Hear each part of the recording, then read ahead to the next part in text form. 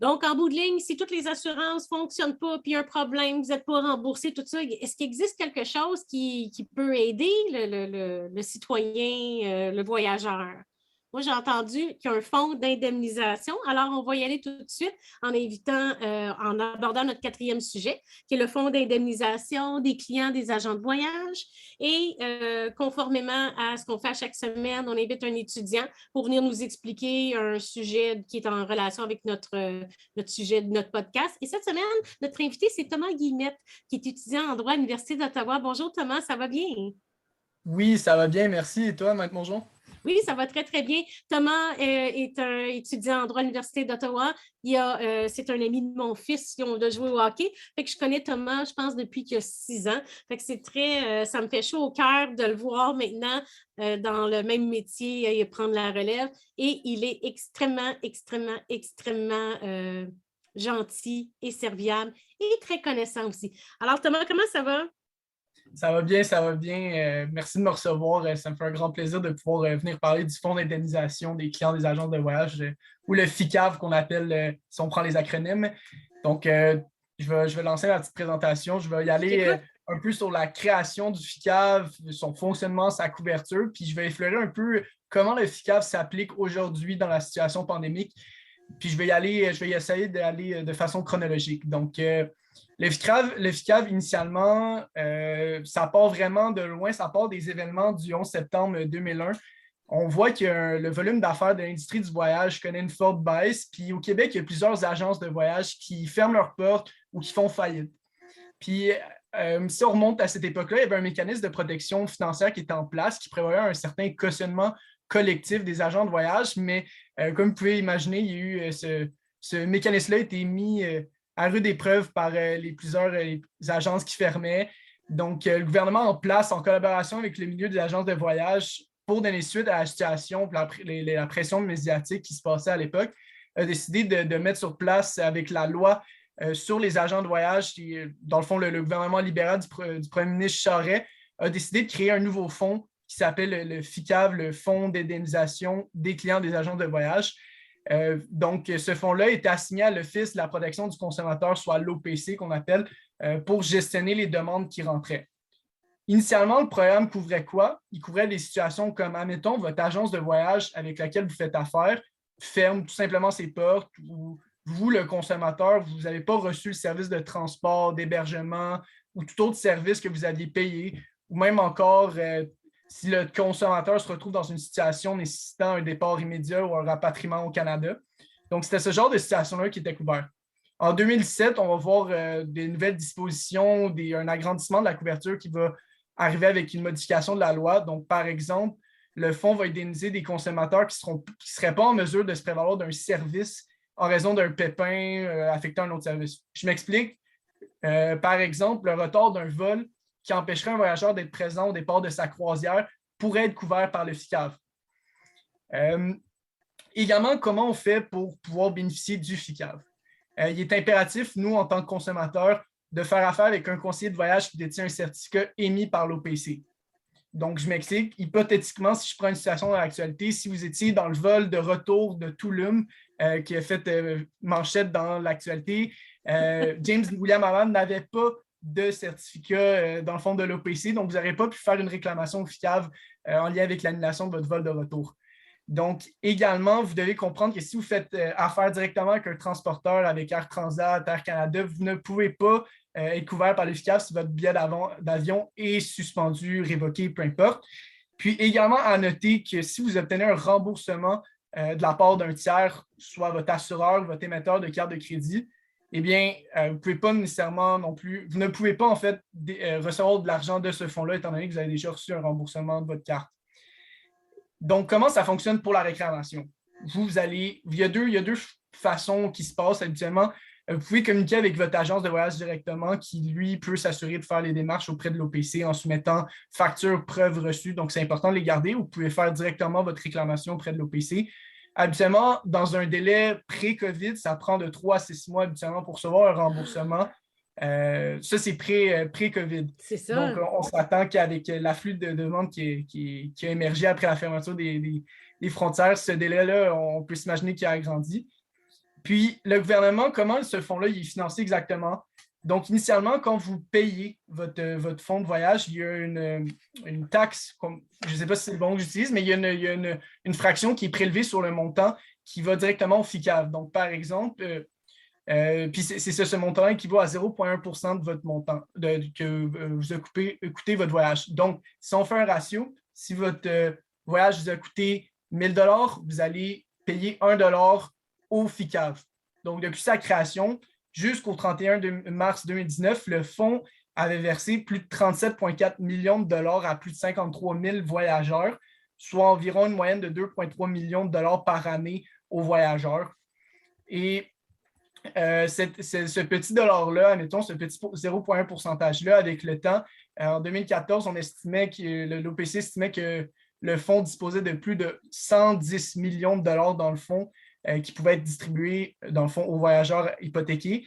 Puis jusqu'en janvier 2019, ce fonds-là a même atteint 131,6 millions. Puis suite à ça, le gouvernement a décidé de suspendre tout simplement la cotisation qui était faite à ce fonds-là par les voyageurs. Donc, puis là, en faisant mes petites recherches, je suis tombé, j'essayais de voir c'était quoi les plus grosses réclamations qui avaient été faites à ce fonds-là. Puis je suis tombé sur l'affaire Cinorama. Je ne sais pas si ça me dit quelque chose. C'est les publicités qui passaient. Je me rappelle quand j'étais jeune, TVA, ils promettaient une expérience, dans le fond, goûter l'expérience chinoise. Mais dans le fond, cette compagnie-là a fermé ses portes en 2018. Puis c'est près de 24 000 clients qui ont été laissés au dépourvu. Puis ceux-ci ont pu faire appel, dans le fond, au fonds d'indemnisation des clients d'agences de voyage. Puis ces gens-là ont reçu jusqu'à 24 millions, qui est de loin un record dans le fonds depuis sa création. Ça fait un trou dans le budget, hein, tout d'un coup, Ouais, quand exactement. même, hein, pour le fonds. Puis ça nous amène aujourd'hui, en mars 2020, dans l'hécatombe dans le système, les frontières qui ferment, les vols qui sont suspendus.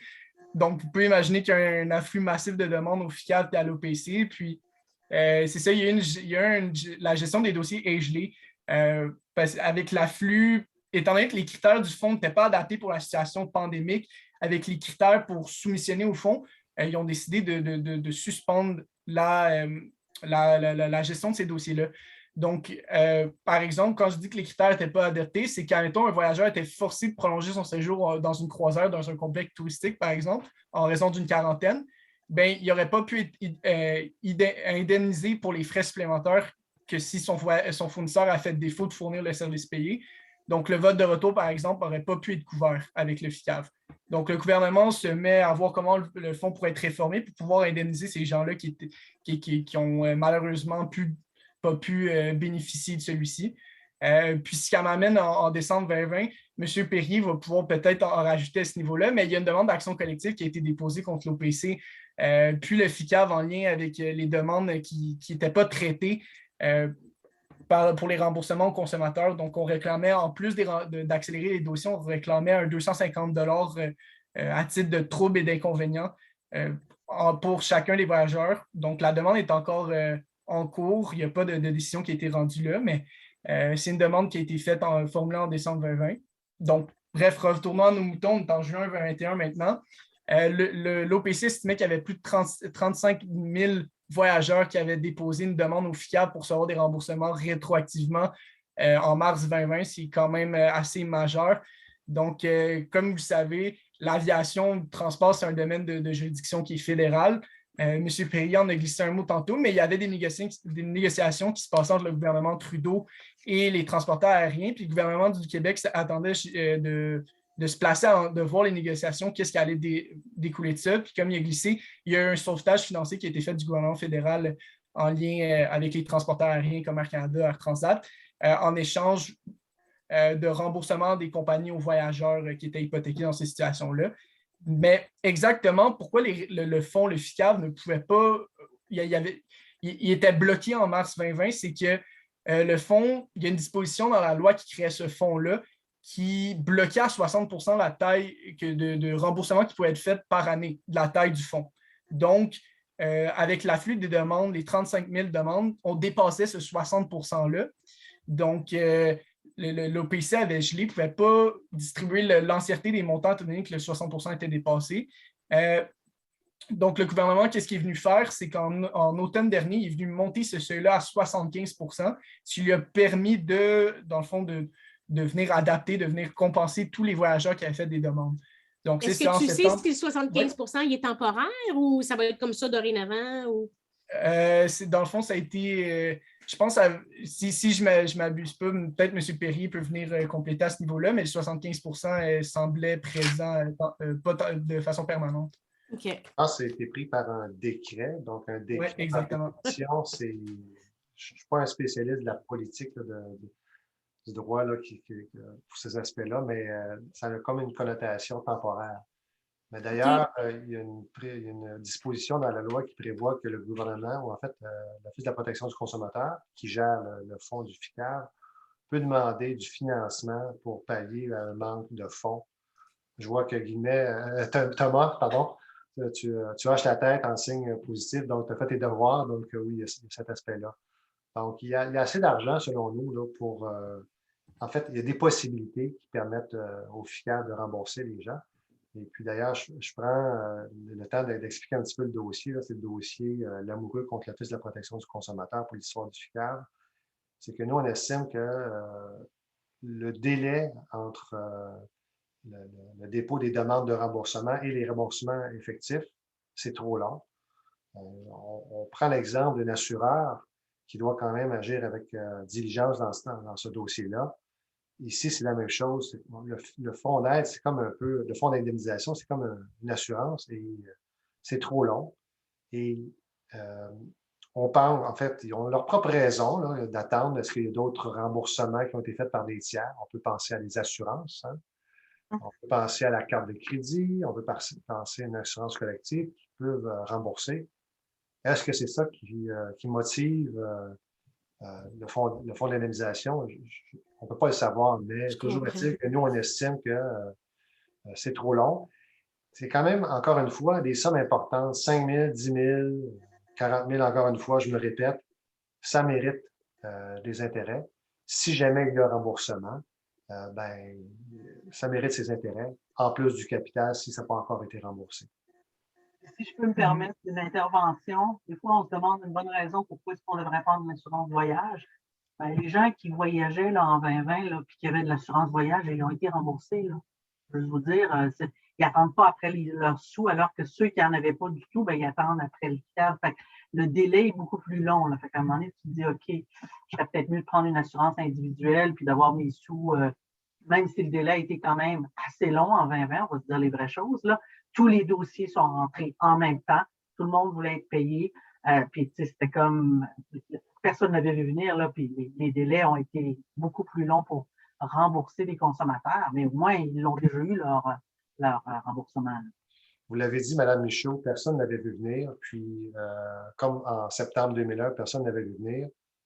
Ça va vite, le monde. Hein? Puis là, il faut s'adapter. Et puis, je reviens aux assurances, bien que moi, il faut avoir des assurances. Il y a certaines situations où les assureurs ont considéré que les crédits offerts par les transporteurs étaient un remboursement, chose que nous, on pense que ce n'était pas le cas. Mais le dossier continue dans nos dossiers contre les transporteurs et contre l'Office de la protection du consommateur. Et ce dernier dossier sera entendu à l'étape de l'autorisation au mois d'avril de cette année. Donc, on verra. On verra qu'est-ce que ça va donner. Nous, on est confiants, mais on ne sait jamais. Thomas, as-tu d'autres choses à rajouter sur le fond? Ça a l'air de rien, mais le temps, il file ce soir-là. Oui, oui. Donc, est-ce que ça fait pas mal le tour? Est-ce que toi, oui, vas-y donc. J'aurais rajouté, vu qu'on parlait de délai, ben c'est ça, étant donné que l'afflux des demandes, on estime que les demandes commencent à se faire traiter en ce moment, ont commencé cet automne. On estime de 18 mois le temps d'attente pour recevoir cet argent-là, étant donné l'afflux des demandes. Puis, c'est long. Puis le hic là-dedans, c'est que la loi sur la protection du consommateur, qui encadre les activités de l'OPC, ne spécifie pas de délai pour rembourser un consommateur dans le cas où un transporteur annule son contrat. Donc, c'est difficile de voir un recours, si je ne me trompe pas, M. Perrier, à ce niveau-là pour venir réclamer son argent plus rapidement. Excuse-moi, c'est parce que ça a coupé un peu. J'ai manqué le punch.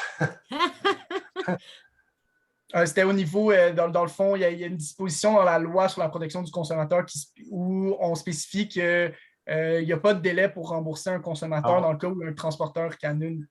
Nous, on n'a pas vu d'endroit particulier qui nous permettrait dans la loi de dire, écoutez, il y a ce délai-là. À un moment donné, je pense qu'il doit y avoir un délai. On ne peut pas laisser ça comme ça. Sinon, la loi, de toute façon, quand la loi, il y a comme, je ne dis pas un trou, la jurisprudence va venir nous appuyer là-dedans. Donc, c'est avec la jurisprudence que peut-être on va pouvoir faire nos points, dire, écoutez, 18 mois, c'est trop long. On va charger de l'intérêt, hein? Les intérêts, oui. C'est dommage, moraux. C'est ça, c'est ça. Dans certains cas, on demande des dommages pour perte, ennui, Perte de jouissance de la vie. non, pas jusqu'à ce point-là. C'est peut-être plus perte de temps et ennui inconvénient qu'on appelle. OK. Bon. OK. Ben, c'est fantastique. Merci beaucoup, Thomas, de nous avoir expliqué tout ça.